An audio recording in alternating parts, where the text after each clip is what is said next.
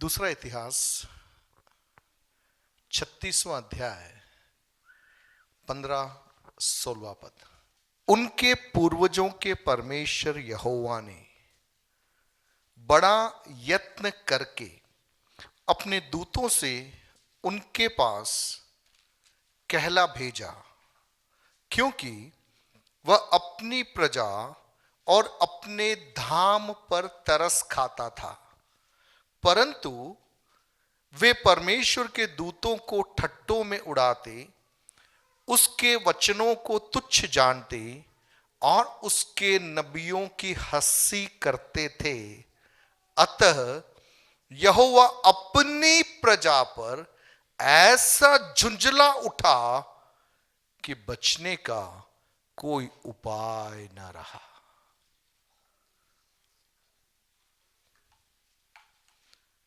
यहोवा अपनी प्रजा पर ऐसा झुंझला उठा कि बचने का कोई उपाय न रहा। इस्राएली इतिहास के एक महत्वपूर्ण बिंदु पर परमेश्वर इस वचन की घोषणा कर रहा है।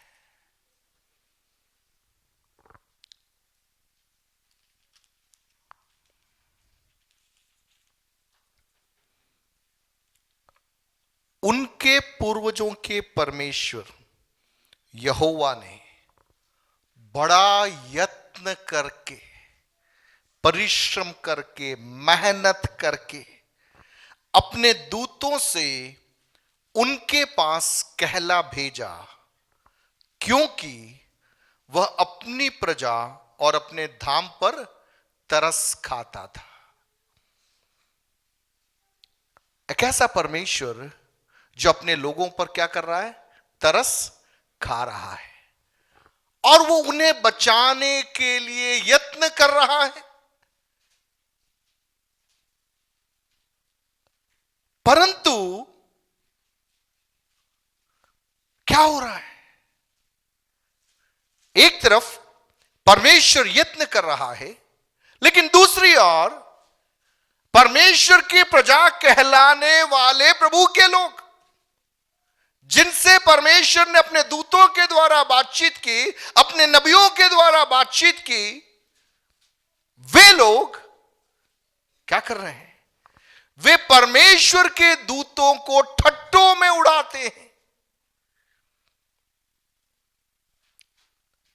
उसके वचनों को तुच्छ जानते और उसके नबियों की हंसी करते थे। अतः मानो प्रभु कह रहा है कि मैं थक गया। अतः यहोवा अपनी प्रजा पर ऐसा झुंझला उठा कि बचने का कोई उपाय न रहा। कितना लोग कहेंगे प्रभु हमारे साथ ऐसा ना होने पाए, मेरे साथ ऐसा ना होने पाए, मेरे परिवार के साथ ऐसा ना होने पाए, मेरे बच्चों के साथ में ऐसा ना होने पाए। 2 मिनट सभी लोग प्रार्थना करें। जीसस, कलीसिया के एक ऐतिहासिक मोड़ में आकर परमेश्वर स्टक होके खड़ा है। जीसस, ला सिखा बाना बा शाल बाद वाला सिखोर शखबा खबार बस 2023 के प्रथम महीने के आखिरी रविवार की आराधना सभा के अंदर परमेश्वर कह रहा है हमारे साथ ऐसा ना होने पाए। प्रभु बहुत बातों को करना चाहता है, बहुत बातों को करवाना चाहता है। मेरे लिए और आपके लिए उसने कीमत को अदा किया है। मेरे लिए और आपके लिए उसने सब कुछ कर दिया, और वो चाह रहा है काश मेरी प्रजा, मेरी सुने, मेरी सुने। मेरी ओर मन लगा है, मेरी ओर कान लगा है, ताकि मैं उनसे कुछ व्यक्तिगत बातें कर सकूं और उन्हें मेरी उस महिमामय योजना के अंदर मैं उन्हें स्थापित कर सकूं। Hallelujah, Jesus. परमेश्वर का आत्मा इस देश के अंदर एक महिमामय कार्य को करना चाहता है। एक खुला निमंत्रण आज की रात प्रभु का आत्मा कह रहा है। कौन है जो कहेगा, प्रभु मैं तेरी सुनूंगा, मैं तेरी मानूंगा। जो सुनेगा, जो मानेगा, वह परमेश्वर के कार्य योजना के अंदर अगले स्तर के अंदर पहुंच जाएगा। लेकिन जो बलवा करेगा, जो ठुकराएगा, जो अस्वीकार करेगा, उसके लिए बचने का कोई रास्ता नहीं रहेगा। परमेश्वर के लिए जो अपने प्राणों को खोने के लिए तैयार हो जाएगा, वह तो प्राणों को पाएगा। लेकिन जो अपने तरीके से प्राणों को बचाने की जुगाड़ करेगा, वह अपने प्राणों को खो देगा।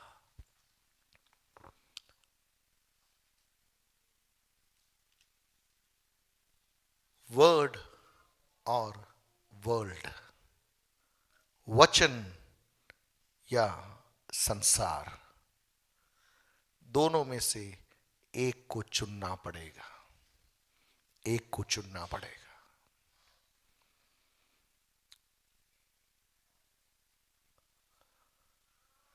अगर कलीसिया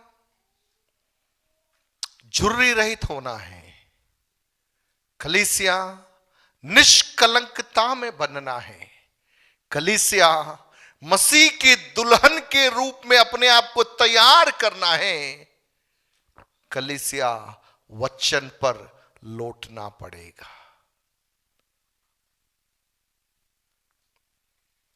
हम संसार में हैं जरूर, लेकिन हमारा आधार संसार नहीं है, हमारा आधार परमेश्वर का वचन है। हालेलुया। ये पृथ्वी आग के लिए तैयार की गई है।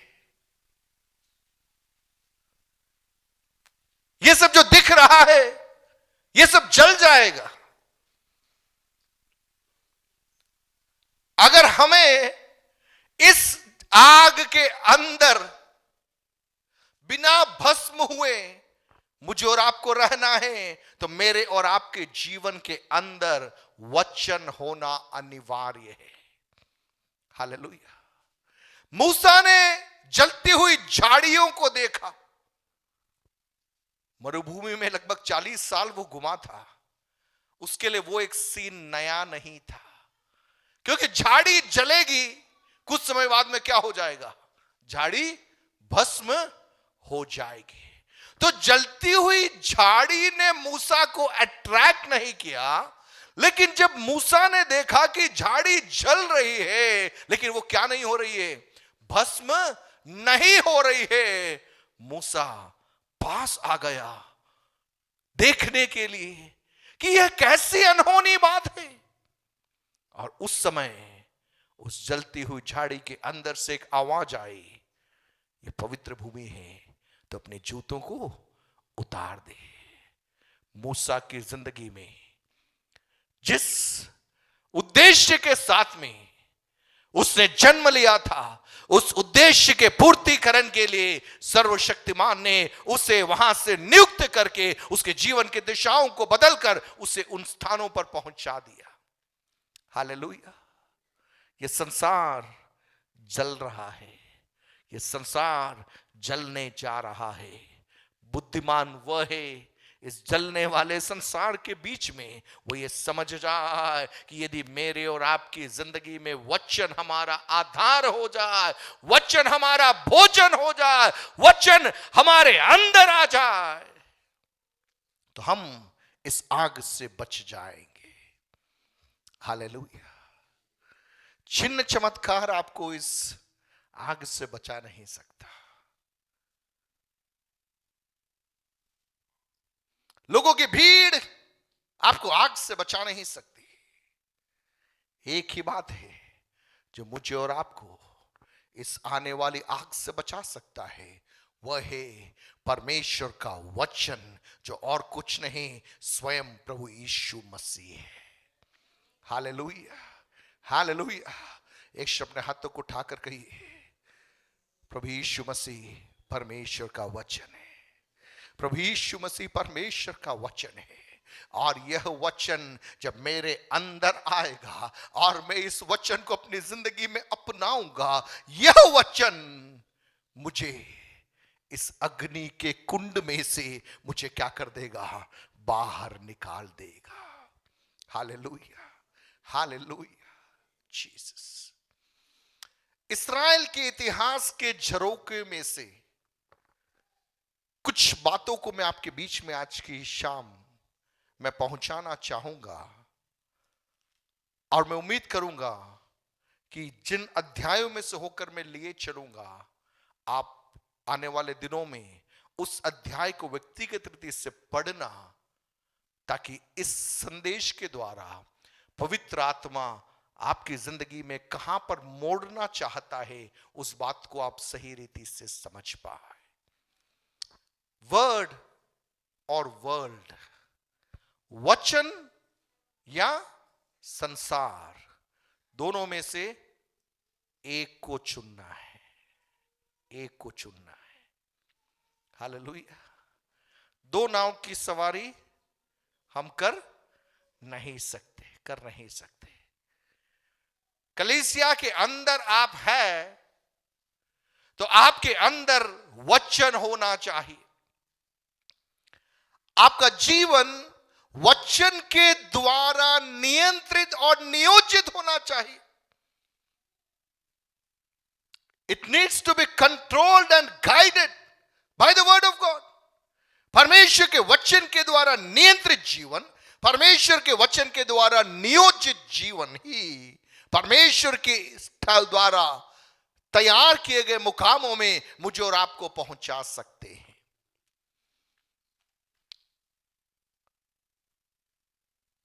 इजरायली इतिहास के अंदर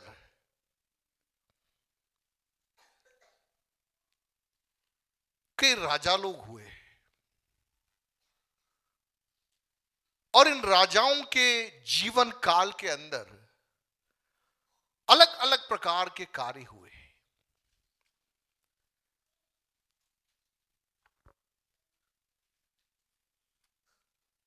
यिर्मयाह नबी की पुस्तक, उसका 36वां अध्याय आप निकालें।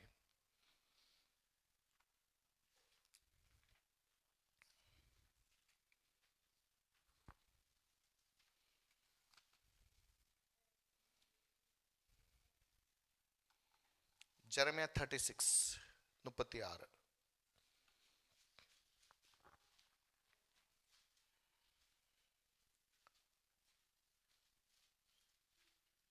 यहां पर एक राजा है जिसका नाम है यहोयाकीम। क्या नाम है उसका? यहोयाकीम। उसके पिता का नाम है योशिया। पिता का नाम योशिया। योशिया के पुत्र यहूदा के राजा यहोयाकीम के राज्य के चौथे बरस में यहोवा की ओर से यह वचन यिर्मयाह के पास पहुंचा। यहोयाकीम राजा जब राज्य कर रहा था, परमेश्वर यिर्मयाह नबी को कुछ बातें कह रहा है।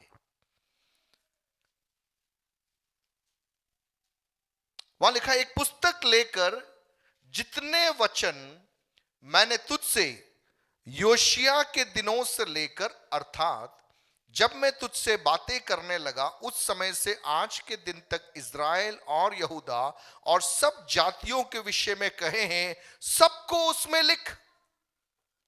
प्रभु का आत्मा क्या कह रहा है यिर्मयाह को? तेरे पिता के समय से जो बातें मैं कह रहा हूं, उन सारी बातों को तू क्या कर दे, एक पुस्तक में लिख दे। उस जमाने में कंप्यूटर नहीं था, उस जमाने में लिखना भी इतना कॉमन बात नहीं था, बहुत ही एक कॉस्टली अफेयर था किसी चीज को लिख कर रखना। तो ऐसे समयों में परमेश्वर यिर्मयाह से कह रहा है, जो बातें मैं तुझसे कह रहा हूं इन बातों को क्या कर ले, तू लिख ले। क्यों लिखना है? तीसरा पद देखिए, क्या जाने यहूदा का घराना उस सारी विपत्ति का समाचार सुनकर जो मैं उन पर डालने की कल्पना कर रहा हूं, अपनी बुरी चाल से फिरे और मैं उनके अधर्म और पाप को क्षमा करूं। देखिए, परमेश्वर का हृदय, प्रभु कह रहा है कि इनका चाल चलन सही नहीं है, ये बुराइयों में जीवन व्यतीत कर रहे हैं। मैं इनके ऊपर एक विपत्ति को भेजना चाहता हूं, लेकिन चूंकि परमेश्वर तरस खाने वाला परमेश्वर है, दया करने वाला परमेश्वर है, इसलिए प्रभु क्या कह रहा है, इन बातों को तू लिख ले। क्या जाने लोग इन बातों को सुनकर क्या खाए, तरस खाए, मन फिराए। जीसस, प्रभु का दिल देखिए आप। अक्सर लोग कहते हैं कि पुराने नियम के अंदर एक क्रूर परमेश्वर को हम देखते हैं, नए नियम में एक दयालु परमेश्वर को हम देखते हैं, लेकिन एक बहुत ही गलत शिक्षा है यह। पुराना नियम हो या नया नियम हो, परमेश्वर तो दया करने वाला है, परमेश्वर करुणा करने वाला है, परमेश्वर तरस खाने वाला है, परमेश्वर मौके पे मौके देने वाला है। हालेलुया। लेकिन सच्चाई केवल एक इतनी है कि कब आपकी जिंदगी का मौका खत्म हो जाएगा यह हमें नहीं मालूम। God will give us chance after chance, but we do not know when will be the last chance. 120 साल तक नूह खड़ा होकर प्रचार कर रहा है। प्रभु ने नूह को नहीं बोला था कि 120 साल तक तुझे प्रचार करना है। पहले साल जब प्रचार किया होगा, नूह ने सोचा होगा कि अभी चीजें आ जाएगी, लोग अभी आ जाएंगे, नहीं आए। दूसरा साल, तीसरा साल निकलता गया, प्रभु सोचता गया अब तो आएगा, कोई तो आएगा, कोई तो बदलेगा, कोई तो बदलेगा। लेकिन एक ऐसा समय आया जहां पे प्रभु ने कहा बहुत हो गया, दरवाजा मैं बंद करने जा रहा हूं। कलीसिया, इन दिनों में मुझे और आपको तैयार हो जाना है। हमें नहीं मालूम कब, कौन सी घड़ी में परमेश्वर कहेगा इट्स टू मच, बहुत हो गया, अब दरवाजा बंद, अब मैं कर लूंगा। Hallelujah, Jesus. प्रभु कह रहा है लिख ले, यिर्मयाह लिख ले तू। कौन जाने, कोई तो मन फिराए, कोई तो मेरे करीबी में आ जाए। जरा सोचिए, वो परमेश्वर जिसने सब कुछ बनाया, कितना असहाय अपने आप को महसूस कर रहा है। हालेलुया। किसी ने इस प्रकार से कहा, ए लॉनली गॉड, एक ऐसा परमेश्वर जो अकेला है और चाह रहा है कोई तो आए और कहे मैं तुझसे बात करना चाहता हूं। हालेलुया। प्रियो, आज क्या हो रहा है मालूम है? हर व्यक्ति आ रहा है अपनी सूची के साथ में। किसी को चंगाई चाहिए, किसी को आर्थिक मदद चाहिए, किसी को बच्चों का विवाह होना है, किसी को बच्चों की पढ़ाई होनी है, किसी को कोई और काम निकालना है। हमारी प्रार्थना, हमारा उपवास, हमारी भक्ति किस लिए है? हम परमेश्वर के द्वारा अपने काम को निकालना चाहते हैं और हम दौड़ के आते हैं, लेकिन प्रभु तरस खाता है, चलो इसको चंगा करता हूं, कम से कम इसके बाद तो ये मेरे साथ रहेगा, इसके लिए मैं रास्तों को खोल देता हूं, कम से कम अब तो ये मेरे पास में बैठेगा। लेकिन प्रियो, हमारी आदत क्या हो गई है? हम पा तो लेते हैं चीजों को, लेकिन फिर हम अपने ही रास्ता में हम निकल जाते हैं। God is still there lonely. वो कह रहा, मैंने तेरे को चंगा इसलिए किया था कि तू मेरे संग रहे, मेरे साथ बैठकर बातचीत करे। वचन के अंदर तू समयों को व्यतीत करे, लेकिन तू तो चंगाई के लिए आ रहा है मेरे पास में, वचन से तुझे को लेना देना नहीं। तेरे पारिवारिक स्थायित्व के लिए तू मेरे पास में आ रहा है, लेकिन वचन तुझे चाहिए नहीं। प्रियो, जब तक मेरे और आपके व्यक्तिगत जीवन में परमेश्वर के वचन के लिए एक प्रेम, एक दीवानगी नहीं आएगी, हमारी जिंदगी में ईश्वरीय मकसद पूरा नहीं हो पाएगा। कई बातें हम हासिल जरूर कर लेंगे, वो प्रभु की दया है। चंगाई भी मिल जाएगी, भीड़ भी हो जाएगा, गाड़ी भी आ जाएगा, बंगला भी आ जाएगा, ये सब आ जाएगा, लेकिन प्रभु कह रहा है इन सब बातों से बढ़कर कोई है क्या जो कहेगा मैं वचन के साथ में समय को व्यतीत करना चाहता हूं। यहां पर क्या हो रहा है, ये सब बातें लिख दी यिर्मयाह ने बारूक नाम के एक व्यक्ति के द्वारा, इन सब बातों को लिखवाया।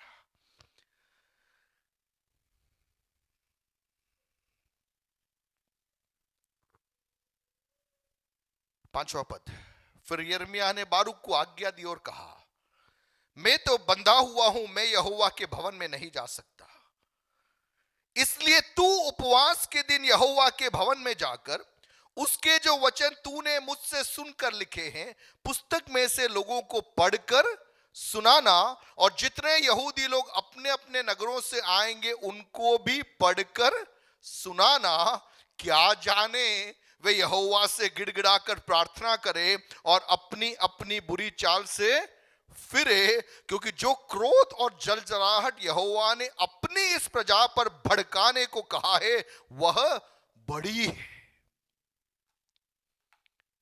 वहां पे उपवास ठहराया गया है, नगर नगर से लोगों की भीड़ वहां पर एकत्रित हुई है। यिर्मयाह नहीं उपवास की घोषणा कर रहा है, यिर्मयाह भीड़ को बुला नहीं रहा, वो तो वहां पर आ रही है। उपवास का दिन भी ठहराया गया है, लेकिन परमेश्वर यिर्मयाह से कह रहा है कि जब लोग उपवास के लिए एकत्रित होते हैं, यहूदी लोग नगर नगर से वहां पर एकत्रित होते हैं, तुझे बारूक को भेजना है, क्योंकि तू नहीं जा सकता, उसे जाकर क्या करना है, ये जो बातें मैंने लिखी है ना, इसके बारे में किसको बताना है, लोगों को बताना है, क्या जाने वे मन फिरा है। संदेश क्या है प्रियो, मीटिंग चल रही है, कन्वेंशन भी हो रहा है, सब कुछ हो रहा है, लेकिन न तो परमेश्वर वहां है, न परमेश्वर का वचन वहां है। प्रभु क्या कह रहा है, प्रभु बारूक को, यिर्मयाह बारूक को कह रहा है तू जा, उस कन्वेंशन के अंदर तू जाकर जो बातें मैंने तुझे लिख के दी है तू उसको पढ़कर सुना, क्या जाने कि ये लोग मन फिराए।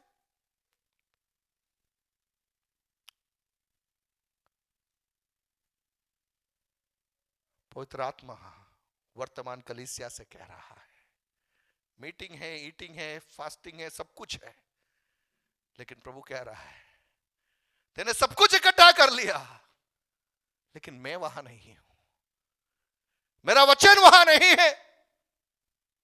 काश वचन के सामने थरथराने वाले घुटने मेरे और आपके पास में हो, वचन के सामने आंसू बहाने वाली आंखें मेरे और आपके पास में।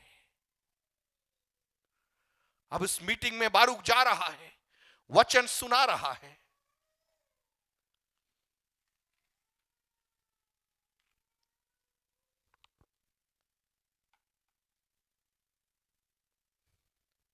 लोगों ने वचन को सुना,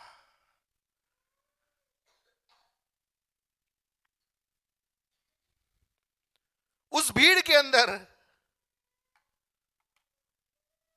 10वें पद में आप देखें तो बारूक ने यहोवा के भवन में सब लोगों को शापान के पुत्र गर्मिया जो प्रधान था उसकी कोठरी में जो ऊपर के आंगन में यहोवा के भवन के नए फाटक के पास थी यिर्मयाह के सब वचन पुस्तक में से पढ़ सुनाए। लोगों के सामने वचन को पढ़कर सुनाया गया। उस भीड़ के अंदर एक प्रधान व्यक्ति था जो अगर अपनी भाषा में कहा जाए तो राजा के बाद जो सेकंड दर्जे में जो मिनिस्ट्रियल टीम होती है उन सलाहकारों में से एक व्यक्ति वहां था। उसने सुना और वह क्या करता है, वह जाकर 12वें पद में लिखा है 11 वर्ष देखिए, तब शापान के पुत्र गर्मिया के बेटे मिकाया ने यहोवा के सारे वचन पुस्तक में से सुने, और वह राजभवन के प्रधान की कोठरी में उतर गया, और क्या देखा कि वहां पर कईयों के नाम लिखे, सब हाकिम बैठे हुए हैं। मिकाया ने जितने वचन उस समय सुने जब बारूक ने पुस्तक में से लोगों को पढ़ सुनाए थे, उन सब का वर्णन किया। हालेलुया। 14वें पद में लिखा है, वे सब सुनने के बाद में कहते हैं कि जिस पुस्तक में से तूने सब लोगों को पढ़ सुनाया है उससे अपने हाथ में लेता। तुरंत वो पूछते हैं कि जाके बारूक को बुला ताकि वो पुस्तक की बातें हमें भी पढ़कर सुनाए।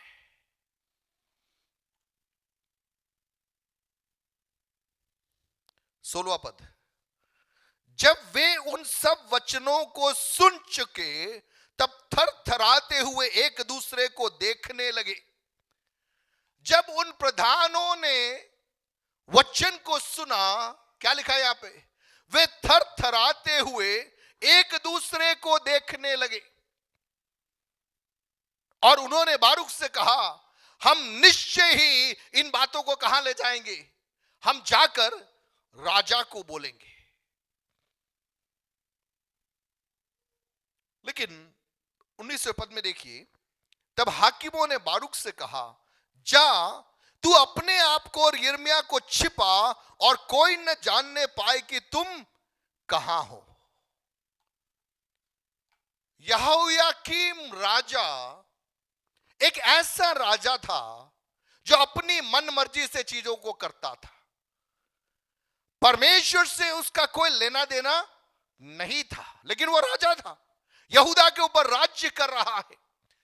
मीटिंग हो रही है, उपवास हो रहा है, सब कुछ हो रहा है, लेकिन जो राजा है उसका परमेश्वर से कोई लेना देना नहीं है।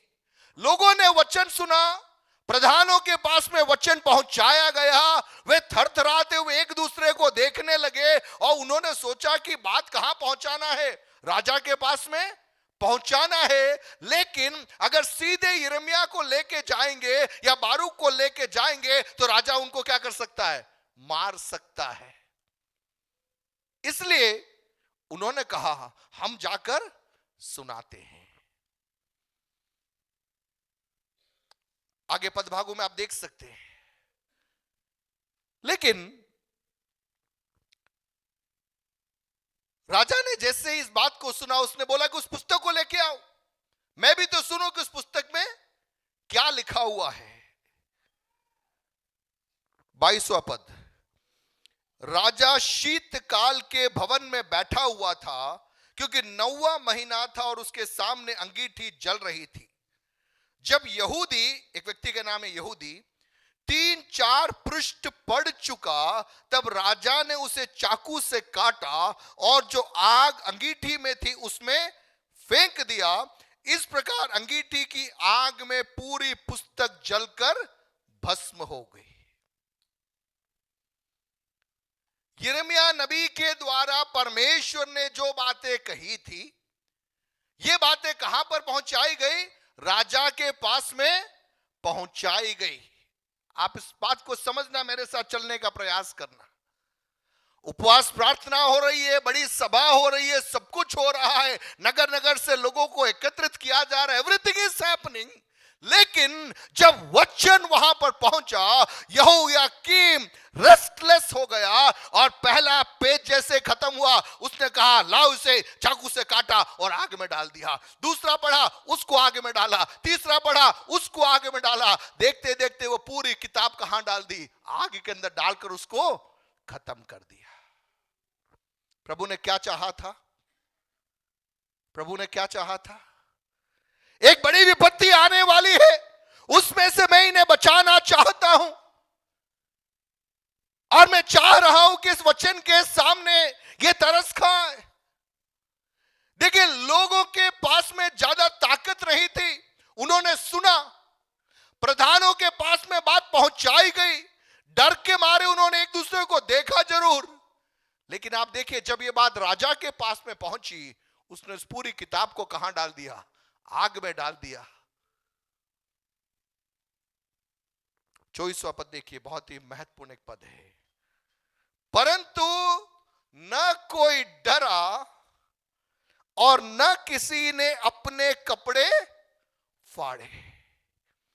अर्थात न तो राजा ने और न उसके कर्मचारियों में से किसी ने ऐसा किया जिन्होंने ये सब वचन सुने थे। जीसस, प्रभु ने चाहा था कि वो राजा क्या करे, मन फिराए, लेकिन उसने क्या किया? वहां लिखा है कि ही वॉज लीस्ट बोदर्ड, उसे कोई फर्क ही नहीं पड़ा। उसका हृदय क्या हो गया था? कठोर हो गया था, उसको कोई मतलब ही नहीं था। और लिखा है, राजा कह रहा है कि पकड़ के लेके आ जाओ यिर्मयाह को, उस बारूक को पकड़ के लेके आओ। जैसे इस पुस्तक को चलाए वैसे इनको भी मैं क्या कर देता हूं, खत्म कर देता हूं। लेकिन वहां पर 26वें पद के आखिरी भाग में है, परंतु यहोवा ने उनको छिपा रखा। राजा ने आज्ञा निकाली कि इनको पकड़ कर लेके आओ, लेकिन परमेश्वर ने किनको छिपा रखा? यिर्मयाह और बारूक को छिपा रखा।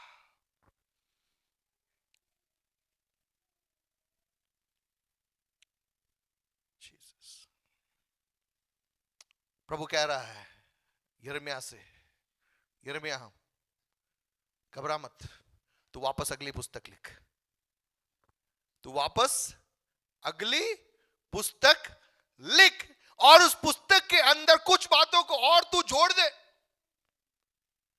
27 से लेकर यदि आप पढ़ोगे तो आपको उन बातों को वहां पर आप देख पाओगे। 29 में लिखा है कि यहोवा यूं कहता है, तूने उस पुस्तक को यह कहकर जला दिया है कि तूने उसमें यह क्यों लिखा है कि बेबीलोन का राजा निश्चय आकर इस देश का नाश करेगा। और इस पूरी बात को आप देखिए, 31वें पद के आखिर में लिखा, उन सबको मैं उन पर डालूंगा। परमेश्वर ने यत्न किया, बचाने का प्रयास किया, लेकिन प्रभु झुंझला उठा और बोला अब कोई उपाय बाकी नहीं है।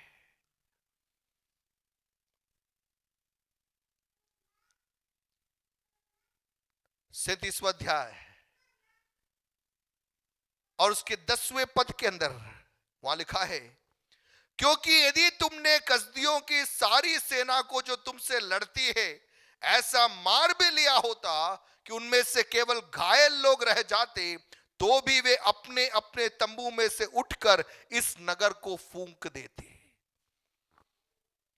देखिए, अक्सर हम कहते हैं ना, अगर हम संख्या में कम है तो भी परमेश्वर हमें क्या दे सकता है? विजय दे सकता है। यहां पर आपको मालूम है प्रभु क्या कह रहा है? प्रभु कह रहा है, तू मेरी प्रजा जरूर है, लेकिन तूने मेरी आज्ञा को नहीं माना, इसलिए तेरा जो शत्रु संख्या में कम होगा, लेकिन वह तेरे नगर को फूंक डालेगा। दोनों चीजें हम एक ही बात पकड़ते हैं, हम संख्या में कम है तो क्या प्रभु में हम, प्रभु कहता है कि मामला बदलने जा रहा है।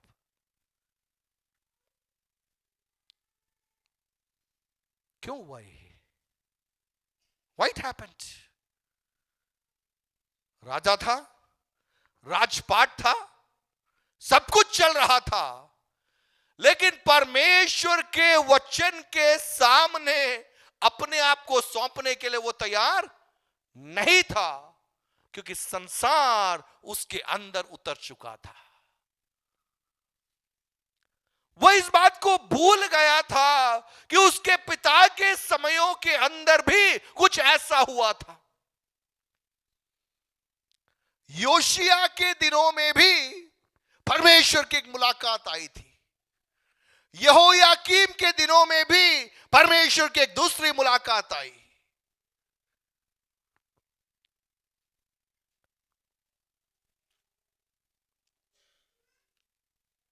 दूसरा इतिहास 34 और 35 अध्याय के अंदर मैं आपको ले जाना चाहूंगा। सेकंड क्रॉनिकल्स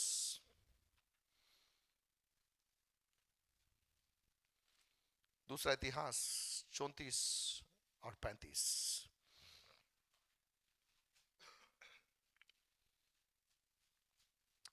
34 में लिखा है कि योशिया राज्य करने लगा। ये योशिया कौन है? यहोयाकीम का पिता।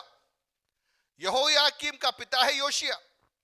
और जब वो राज्य करने लगा और यरूशलेम में 31 वर्ष तक वो राज्य करता रहा, उसके बारे में दूसरे पद में लिखा है कि उसने वह किया जो यहोवा की दृष्टि में ठीक है, और जिन मार्गों पर उसका मूल पुरुष दाऊद चलता रहा उन्हीं पर वह भी चला करता था, और उससे न तो दाहिनी ओर मुड़ा और न बाईं ओर।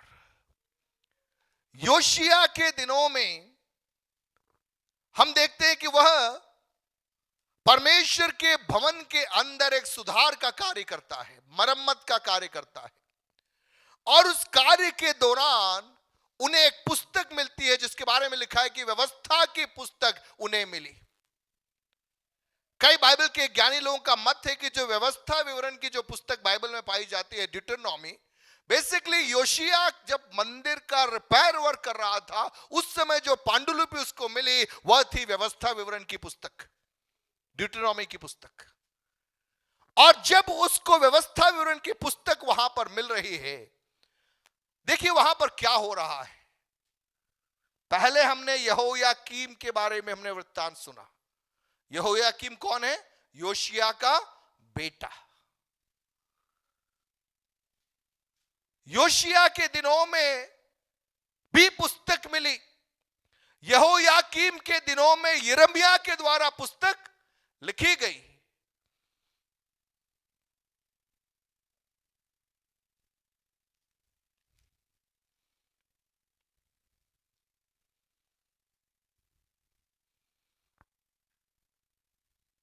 चौदह पद देखिए, 34 का 14, सेकंड क्रॉनिकल्स 34:14। जब वे उस रुपये को जो यहोवा के भवन में पहुंचाया गया था निकाल रहे थे, तब हिल्किय्याह याजक को मूसा के द्वारा दी हुई यहोवा की व्यवस्था की पुस्तक मिली। कहां मिली पुस्तक? कहां मिली पुस्तक? वे उस रुपये को जो यहोवा के भवन में पहुंचाया गया था निकाल रहे थे, तो उसके नीचे क्या छिपा हुआ मिला? बोलिए ना, क्या छिपा हुआ मिला? व्यवस्था की पुस्तक मिली। समझ में आ रहा है? यीशु मसीह ने बोला कि मेरा घर क्या कहलाना था? प्रार्थना का घर। लेकिन तुमने क्या बना दिया उसे? डाकुओं की खो बना दिया।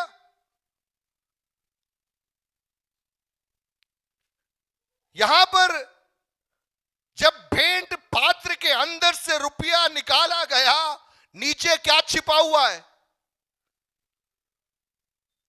तो आप जरा सोचिए, कितने सालों से वचन को लोग भूल गए और किसके पीछे दौड़ रहे हैं? धन के पीछे दौड़ रहे हैं। लेकिन जब उन रुपयों को हटाया गया, वहां पर क्या मिल गया? व्यवस्था की पुस्तक मिल गई। भारत की कलीसिया में यह होने जा रहा है। परमेश्वर अपने दुल्हन को रिस्टोर करना चाहता है। प्रभु कह रहा है कि धन आधारित सेवकाई बंद होने जा रही है। हालेलुया। कई लोग कहते हैं सतावारा विदेशी सहायता बंद हो रही है। आपको क्या मालूम कि प्रभु ये कर रहा है? ऐसा प्रभु कर रहा है क्योंकि वचन सामने आना है। वचन आधारित जीवन शैली प्रकट होना है। धन आधारित सेवकाई बंद होना है। वचन आधारित सेवकाई प्रकट होना है। जीसस। व्यवस्था की पुस्तक बाहर निकाल गई। हिल्किय्याह जो महायाजक था, उसने बोला यहोवा के भवन में क्या मिली मुझे? व्यवस्था की पुस्तक मिली। 19वां पद, व्यवस्था की वे बातें सुनकर राजा ने अपने वस्त्र फाड़े। हालेलुया। क्या कर लिया उसने? राजा ने अपने वस्त्र। उसका मतलब क्या है? उसका मतलब यही है कि अभी तक जो हम कर रहे थे वो सब क्या है? गड़बड़ घोटाला था। मुझे सुनने वाले प्रियो, परमेश्वर इन दिनों में चाह रहा है, वचन के सामने हमें पश्चाताप करने की जरूरत है। मैं भी सेवा कर रहा हूं, कई सालों से सेवा में हूं, लेकिन पवित्र आत्मा मुझे इन दिनों में कह रहा है, वस्त्र फाड़ने को तू तैयार है क्या? वस्त्र फाड़ने को तू तैयार है क्या? जो तू सेवा समझ के कर रहा है ना, वो कुछ सेवा नहीं है, तेरे स्वार्थ की पूर्ति के लिए तू कुछ चीजों को कर रहा है। परमेश्वर कह रहा है, मैं ऊब चुका हूं इन चीजों से। लोगों के स्वार्थ की पूर्ति के लिए जो कार्य मैं और आप कर रहे हैं, स्वर्ग कह रहा है मैं उसे स्वीकारता नहीं हूं। दया करके तरस खा के मैं कुछ कर देता हूं। जीसस। राजा ने वस्त्र फाड़ दिए और क्या किया? राजा ने कहा कि कॉल somebody, किसी को बुला जो इसकी बातें समझाए। आपको मालूम है वहां पर कौन आया? 22वां पद देखिए। 22वां पद में क्या लिखा है? हिल्किय्याह ने राजा के अन्य दूतों समेत हुल्दा नबिया के पास जाकर उससे उसी बात के अनुसार बातें की। कौन है वहां पर? एक स्त्री है। कौन है वहां पर? एक स्त्री है जिसके बारे में क्या लिखा है? वो कौन है? वो परमेश्वर की नबी अर्थात प्रोफेटेसिस, जिसके पास में परमेश्वर का वचन पहुंचता है। आप देखिए योशिया राजा किसको बुला रहा है? हुल्दा को बुलाओ, वह आकर इस वचन के अर्थों को समझाने पाए।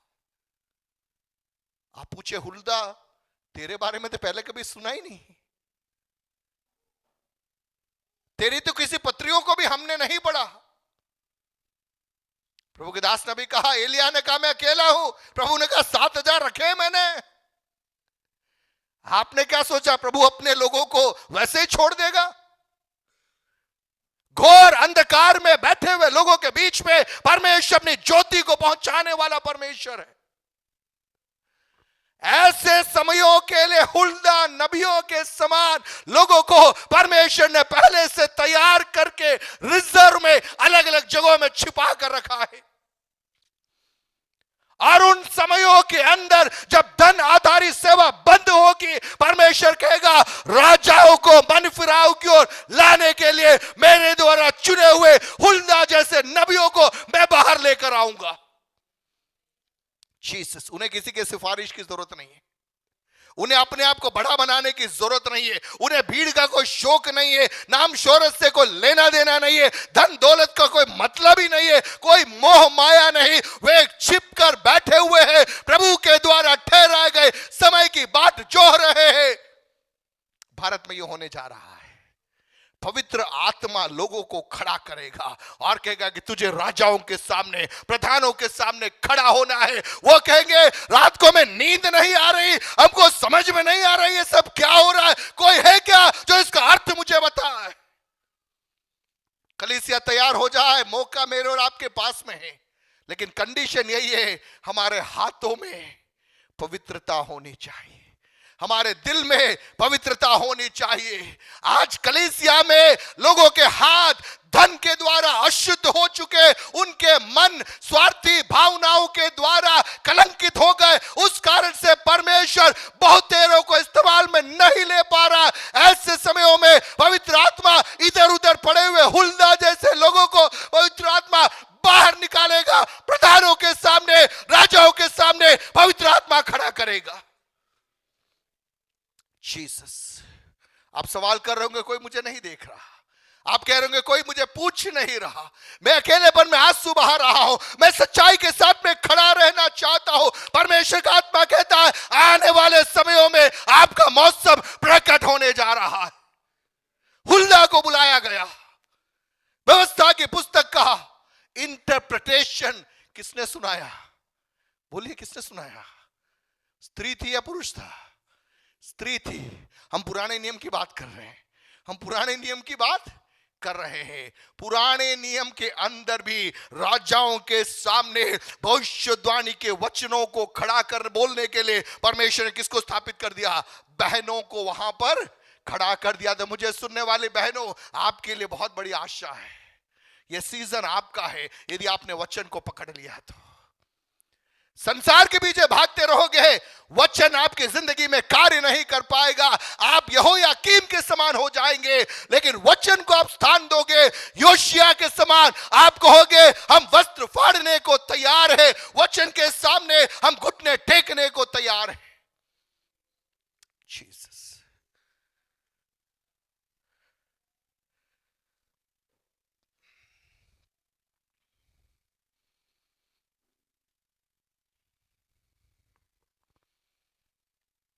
जीसस। 22वां पद। हिल्किया के राजा ने राजा के अन्य दूतों समेत हुल्दा नबिया के पास जाकर उससे इसी बात के अनुसार बातें की। जीसस।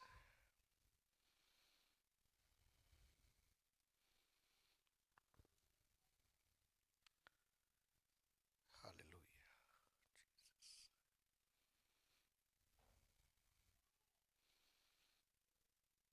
वस्त्र फाड़ने वाला एक राजा, वचन के सम्मुख सिर झुकाने वाला एक राजा।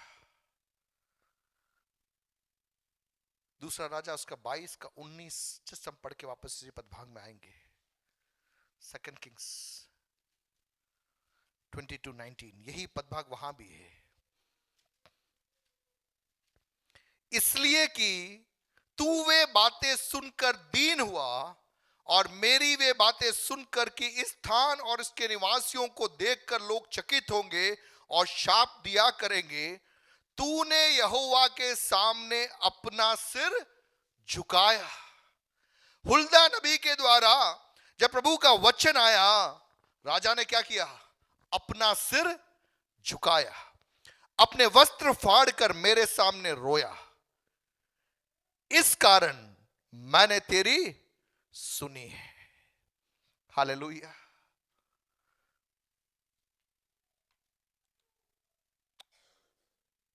प्रभु वहां पर एक चीज कह रहा है, न्याय तो आएगा, लेकिन तेरी पीढ़ी में मैं एक डिले डालने जा रहा हूं। तेरी पीढ़ी में, तेरी आंखों के सामने तू एक जागृति को देखेगा। इसी योशिया के जीवन काल में बहुत सारी बातें हुई।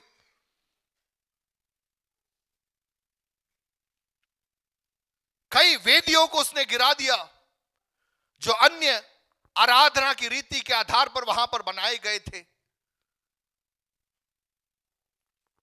लोगों के साथ में उसने एक वाचा को बांधा और कहा कि हम प्रभु के सामने दीन होने के लिए हम तैयार हैं।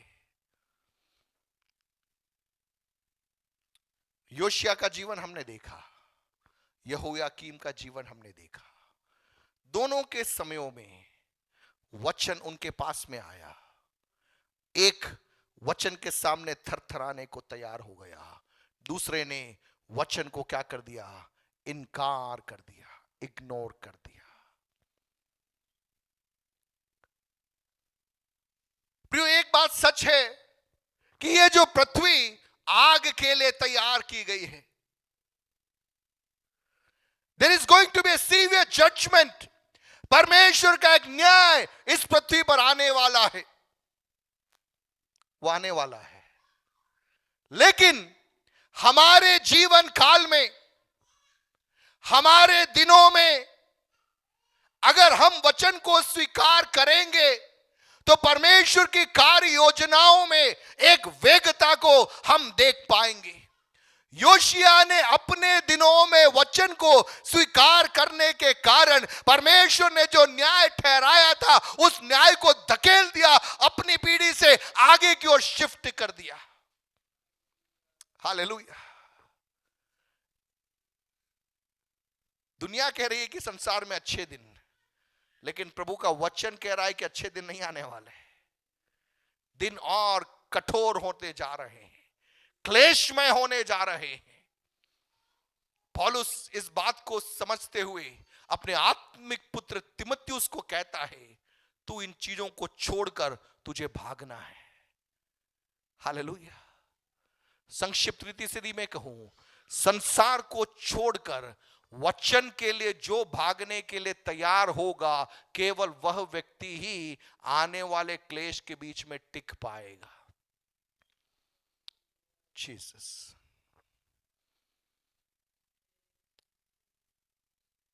जब इस वचन को मैं आपके बीच में पहुंचा रहा हूं, मैं आत्मा में इस बात को जानता हूं, यह वचन सबके लिए नहीं है। यह वचन सबके लिए नहीं है।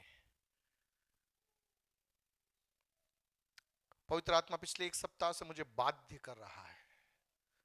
मैं रात को सो नहीं पा रहा। प्रभु एक ही सवाल मेरे सामने डाल रहा है, वचन या संसार, दोनों में से एक को चुन ले। आइदर वर्ड और वर्ल्ड। अगर वचन को तू चुनेगा तो तू जीवित रहेगा।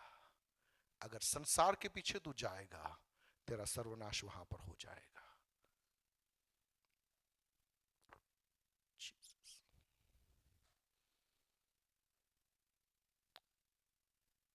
कलीसिया हमें तैयार होना है। प्रभु की उस उन्नत योजनाओं के लिए हमें अपने आप को सौंपने की जरूरत है। द्वितीय विश्व युद्ध के समय जब हिटलर, मुसोलिनी, इन सब का दबदबा चल रहा था, ऐसे समयों में स्मिथ विगलस्वर्थ नाम के एक प्रभु के दास हुए और स्मिथ विगलस्वर्थ के द्वारा परमेश्वर ने एक साधारण सेवा को उन दिनों में अंजाम दिया। उस स्मिथ विगलस्वर्थ के जीवन का या उसके परिवार का एक रूल था, और वो रूल था कि मेरे घर में वचन के अलावा और कोई चीज को एंट्री नहीं है। लेस्टर सुमराल नाम के एक जवान प्रचारक एक दिन स्मिथ विगलस्वर्थ जब बुजुर्ग थे, उनसे मिलने के लिए उनके घर पे गए। अब जैसे ही लेस्टर सुमराल स्मिथ विगलस्वर्थ से मिलने के लिए उनके घर की ओर घुसे, तो स्मिथ विगलस्वर्थ ने जोर से बोला, स्टॉप देयर, वहीं रुक जा, तेरे हाथ में क्या है? उसने कहा कि आज का अखबार है, इट्स ए न्यूज़पेपर। उसने कहा मेरे घर के अंदर ये अलाउड नहीं है, मेरे घर के अंदर इसका स्थान नहीं है। लेस्टर सुमराल लिखते हैं, उस न्यूज़पेपर को मैंने वहीं फेंका और उस घर के अंदर में घुसा। स्मिथ विगलस्वर्थ ने बोला, तू जो अखबार पढ़ रहा है ये झूठ बोल रहा है, एक झूठी आशा लोगों को दे रहा है, लेकिन वचन जो तेरे पास में है, अगर तू तेरा ध्यान वचन पर बनाए रखेगा, वहां पर तुझे जीवन मिलेगा, जीवन मिलेगा। स्मिथ विगलस्वर्थ की जीवनचर्या थी, आधा घंटा प्रार्थना, आधा घंटा बाइबल रीडिंग, फिर आधा घंटा प्रार्थना, आधा घंटा बाइबल रीडिंग, आधा घंटा प्रार्थना, आधा घंटा बाइबल रीडिंग। उस बंदे को दुनिया से कोई लेना देना नहीं था। हालेलुया। लेकिन उस व्यक्ति के द्वारा असाधारण कार्यों को परमेश्वर ने किया। हालेलुया।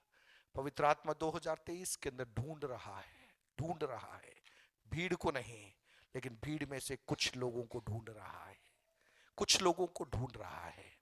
अब मैं विश्वास करता हूं कहीं न कहीं प्रभु की एक बुलाहट का अंश मेरे और आपके ऊपर इन दिनों में आ रहा है। कौन है जो अपने आप को सौंपने के लिए तैयार है? कौन है जो ये कहेगा, प्रभु तेरे वचन के सामने मैं घुटने टेकने के लिए तैयार हूं? जीसस। शालाबाना सिखाबाना मारो शखबाना। यदि संसार आपके अंदर है, आप संसार के लिए भागोगे। यदि वचन आपके अंदर है तो आप वचन के लिए भागोगे। अगर संसार आपके अंदर है, आपके मन के अंदर निराशा रहेगी, आपके मन के अंदर क्लेश रहेगा, हमेशा आपके मुख से नकारात्मक बातें निकलेगी। लेकिन वचन आपके अंदर है, आपके मुख से नकारात्मक बातें नहीं निकलेगी। एक दिन एलीशा का दास जब घर से बाहर निकला, चारों ओर अरामी सेना खड़ी है। सेवक डर गया, सेवक अंदर जाके बोला, चारों ओर अरामी सेना है। एलिशा ने एक फास्टिंग प्रेयर डिक्लेयर किया गया, अरामी सेना की सूची बनाओ, लिस्ट बनाओ, अपन उसके लिए उपवास करके प्रार्थना करते हैं। आज कलीसिया कहां फंस गई मैं बताऊं आपको, कलीसिया यहीं पर फंस गई। प्रभु दाऊद को खड़ा कर रहा है, अब शाऊल से कुछ हो नहीं रहा, लेकिन शाऊल अपने वस्त्र को किसको पहना रहा है? दाऊद को पहना रहा है, और उसी उधेड़-बुन में लगा हुआ है। अब दाऊद को पहनना पड़ा क्योंकि शाऊल राजा है, लेकिन सब वस्त्र पहनने के बाद में यह दाऊद चल भी नहीं पा रहा, दाऊद चल भी नहीं पा रहा। दाऊद ने कहा, मेरे को सिस्टम समझ में नहीं आता, ये वस्त्र तू तेरे पास रख, मेरा अपना एक सिस्टम है, उस सिस्टम से मैं काम करूंगा। कलीसिया में कई सिस्टम फेल होके बैठे हुए, आज आपको मालूम है। सालों से कई सिस्टम हम कर रहे हैं, लेकिन प्रभु कह रहा है उस सिस्टम को करते करते क्या किया तूने?